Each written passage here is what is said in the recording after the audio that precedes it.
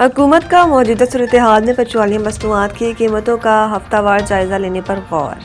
ذرائع کے مطابق وزارت توانائی نے تجاویز پر ورکنگ تیار کر کے وزیر اعظم کو بریفنگ دی، جس کے تحت پیٹرولیم مصنوعات کی قیمت 15 دنوں کے بجائے ہفتہ وار ریوائز کرنے کی تجویز پیش کی گئی۔ اس طرح پیٹرول اور ڈیزل کی قیمتیں انٹرنیشنل مارکیٹ کی مسابقت سے ایڈجسٹ کی جائیں گی۔ ذرائع کا کہنا ہے کہ وزیر اعظم معاشی ٹیم کی مشاورت سے قیمتوں کو ریوائز کرنے کا فیصلہ کریں گے۔ صورتحال سنگین رہنے کی صورت میں وفاقی حکومت کی جانب سے جلد فیصلہ متوقع ہے۔ دوسری جانب وفاقی حکومت کی جانب سے پیٹرولیم مصنوعات کی قیمت ذخیرہ اندوزوں کے خلاف بھی مانیٹرنگ سخت کر دی گئی ہے۔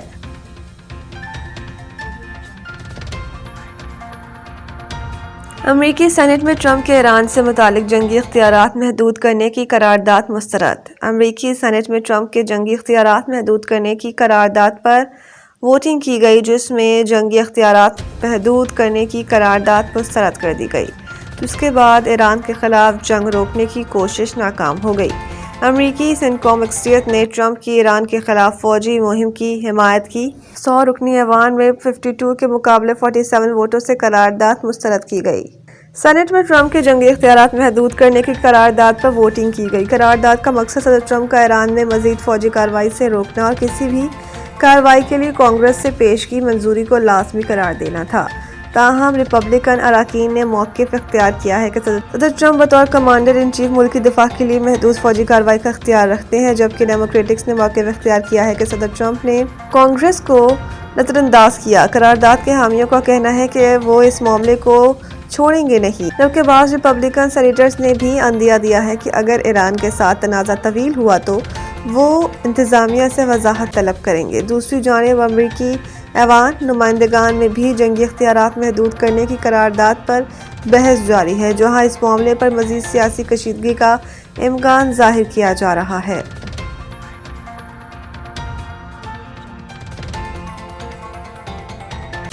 عراقی کردوں نے ایران پر زمینی حملہ شروع کر دیا، امریکی حکام کا دعویٰ۔ امریکی حکام نے دعویٰ کیا کہ ایران پر عراقی کردوں نے زمینی حملہ شروع کر دیا ہے۔ امریکی ٹی وی سے بات کرتے ہوئے ایک اہلکار نے کہا ہے کہ 1000 عراقی کردوں نے ایران کے خلاف زمینی کارروائی شروع کر دی ہے اور ہزاروں کرد سرحد پار کر کے ایرانی علاقوں میں داخل ہو گئے ہیں۔ نیو یارک ٹائمز کا کہنا ہے کہ امریکی CIA کی جانب سے کردوں کو اسلحہ فراہم کیا جا رہا ہے۔ امریکی وزیر جنگ پیٹ ہیگسیٹ نے بھی دعویٰ کیا تھا کہ امریکی فوج تو ایران کے خلاف باغیوں کو مسلح نہیں کر رہی، تاہم انہوں نے یہ بھی کہا تھا کہ امریکی حکومت کے دیگر حصے ممکنہ طور پر اس کام میں شریک ہوں گے۔ ادھر روسی میڈیا نے بتایا کہ ایران نے عراقی کردوں پر مبینہ حملہ کیا ہے، جس سے ان کے ٹھکانوں میں آگ بھڑک اٹھی ہے۔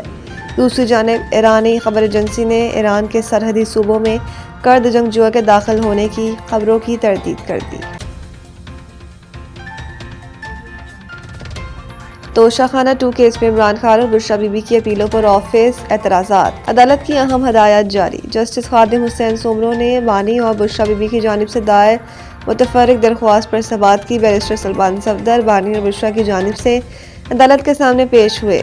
وکیل سلمان صفدر نے دلائل میں کہا کہ معذرت چاہتا ہوں، دوبارہ آپ کے پاس آنا پڑا، کچھ اعتراضات آفس نے لگائے تھے، میں نے اپیل وقت پر دائر کی، 20 دسمبر کو سزا کا فیصلہ ہوا، 29 دسمبر کو اپیلیں دائر کی اور اپیلیں دائر کرتے ہوئے مصدقہ نقل فیصلے کی اپیل کے ساتھ لگائی تھی۔ بیرسٹر سلمان صفدر نے کہا ہے کہ آفس نے اعتراضات کے حوالے سے ہمیں کچھ نہیں بتایا تھا۔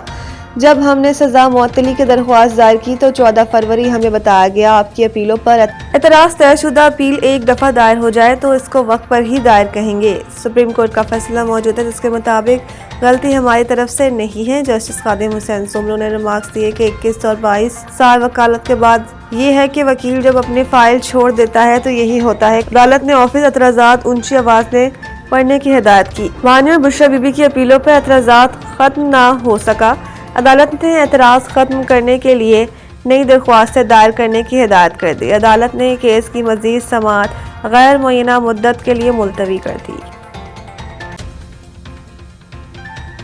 Hockey World Cup qualifier, Pakistan کو سیمی فائنل میں جاپان کا چیلنج درپیش۔